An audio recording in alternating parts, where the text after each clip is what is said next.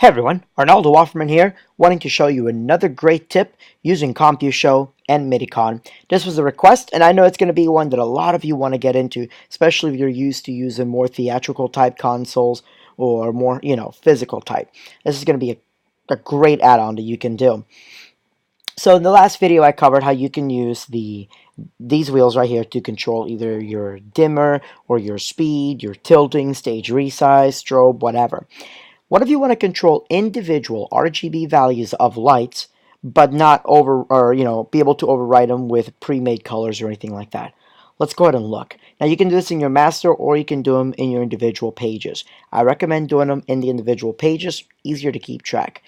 I already made my zone called RGB dimmers. I can also, if I'm not going to access them ever, which I'll explain why later, you can have it hidden.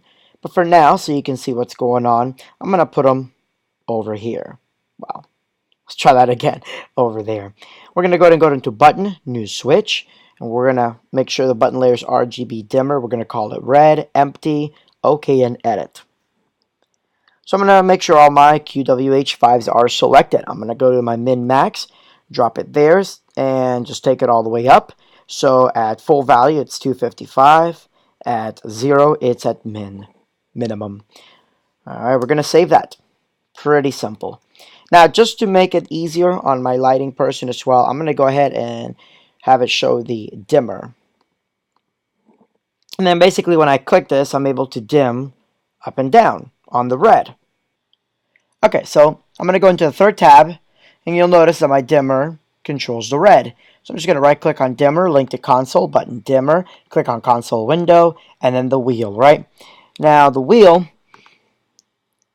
you'll notice it's only on the page name and then selected button. I don't want it to be selected button. I want it to always just be red. So I'm going to find the one that says red.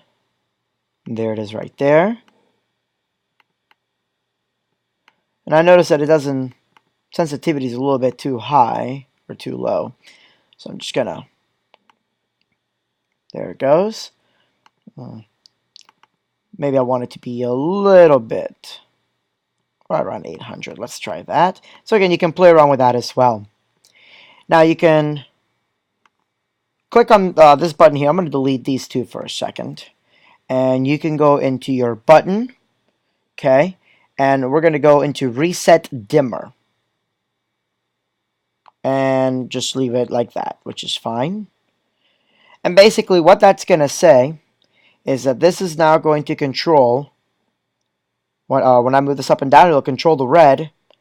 And then when I click on the wheel, which is represented by this button, it'll go back up to 100%, which is pretty much full on. If you don't want it to do that, you can map the click wheel to maybe turn on initialize or something like that. It's completely up to you. But at the same time, even though this controls the dimmer, it's not going to control the dimmers of your other shows. It's going to only control the red because we specify that. So let's go ahead and do, let's just duplicate it, do a green. Here we go. Go here, take it up.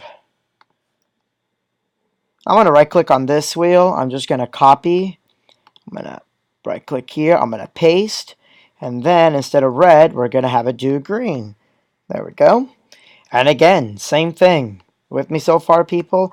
So we're going to go into blue.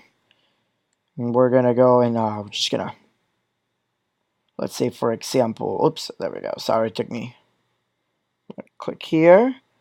We're going to go here and we're going to paste. I didn't need to really recopy, but whatever. Okay, now you can see that I can control the RGB values. But of course, this can be overwritten with this or vice versa. So what we're going to do is, let's initialize that for a second.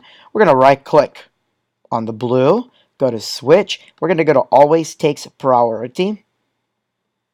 And we do not want to do this switch. Well, I mean, it's up to you if you want it to be automatically released in case of a double click on another. I don't like that. So again, same thing here. Switch. Bam. Bam. Now what this does is, no matter if I have this or these, whichever on, these will always override what's on this particular page. You'll want to practice and see how that works with your master page, and that's where you decide whether you want these to be on your master or not. By having them on the main page, as long as you don't have anything on your master page with ATP as well, you'll be fine. So we have that there.